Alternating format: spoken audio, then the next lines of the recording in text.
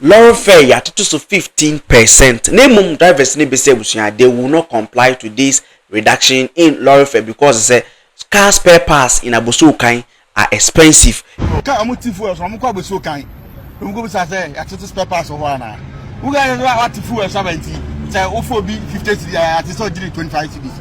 No, me get to me there nonsense man say. Etienne enam so emaye chairman for concerned drivers association e Ghana has said December atudwa concerning lorry fare ayatetete so twen eje kunwa na memo videos and footages and images and whatever is concerning about a reduction of lorry fare and someone chairman oda kuya no betudwa and the GPRTU so etudwa. Now I go by the name Sticky the Superstar Kama Studios yenshasi. Now enche bia and a fuel 16 point coins about 13 maybe quite 12 options. So when you pass through, you could see say there is reduction in fuel. Say the dollar never from the same thing applies to a year this a year fuel. Now this leads to a year the reduction of transportation fee. It started on Saturday. And Saturday no kwade GPRT is okay. Be driver no want papa. So Monday, that means today is the effective date for the reduction of the lorry fare. Now some drivers are trying to play hard. They are trying to play hard because they are saying, say, why is it that fuel is being reduced, but spare parts are a worker no muna which yanko Abosokan ya price on sane go so tie. Muti fuel so amukwa Abosokan. Umugo bisa say ya to spare parts ho ana. Uga no what fuel 70. Say ofo bi 50 at so 25 cedis. Ebi mo so say ono kwa de wante kra, wante say yes say dogo bi nu abenti. New lorry fare aba no. Ebi mo so mo comply. Hey, 110 cedis and the edge. And you're the obectus. Yantis, so you have some junior from far and 5 new family.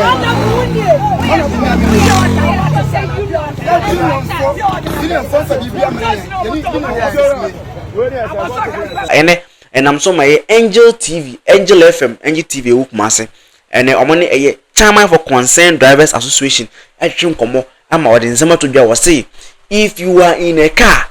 And then the old fare no more jono. Sasana yesanjewa. When you get to a nearby police station or when you get to a checkpoint, report the mate and the driver to this police station or the police people or the custom people are over to more kwamuno. If you say there is reduction in petrol, there is reduction in fuel.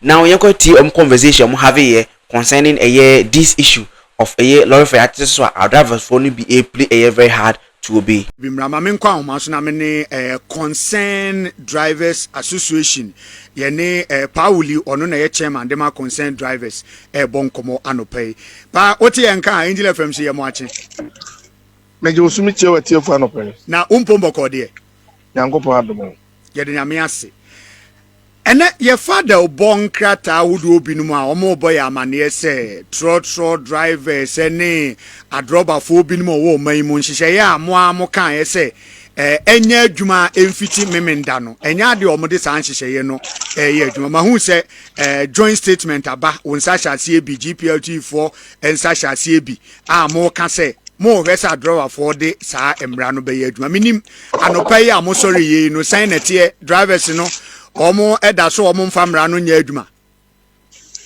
amintie watiefo amintie driver for etie me mame ene me papa ene se me yoso ene me fiafiga ase mesre me nuan ma santefo driver fo a omo kitaka ya to abawi asa enipa na otro letter ma alliance fo no a oye strong party panyin bi otro letter ma alliance for no say one person. Sa alliance for no ensem no. We a union member. And now we a chairman. Our branch local. Send am original chairman Bob on Timber Casa no. Someone more man tissue open you we a chairman no. Ye be you no second to put in everywhere. You do for Flesiano. A first. Angel. Wa for no so one am kwanso a wo bu amanfo kitabu. Say one the one tissue no. Emra no mbedi fremna eko etre se ya to lord fema wo mo chichiri Ghana fonsa diska no emra ba se transport ministry transport operators GPRTU GRCC chese wo mo de union secretary na wo mo se wo mo nyina na se wo mo executive ade wo msa kosa ase ese lord fe ne yete so about 15%. Enya dia yenye bi da ya Peter. Abande da no twam. The second year, MC onya 1 year pepe yet Lord first 15.9%. And the next and petrol free 16 cedi 30 pesos. Abedu 13 cedi 30 pesos.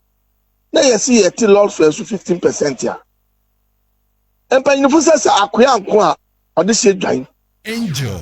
Na entia ye kasa asem nyina ne se aboso kanfo ebinom ate wom ne maso ebi nti wom ne maso wom asem nyina ne se adraba fo ekofa ne ma free aboba ede batatimai tamale ede ko takurade water easting enti ne ma ne so e so bu ado wode boye no eni die ne minister ko hia en o kan se obi otientie ni up 20%.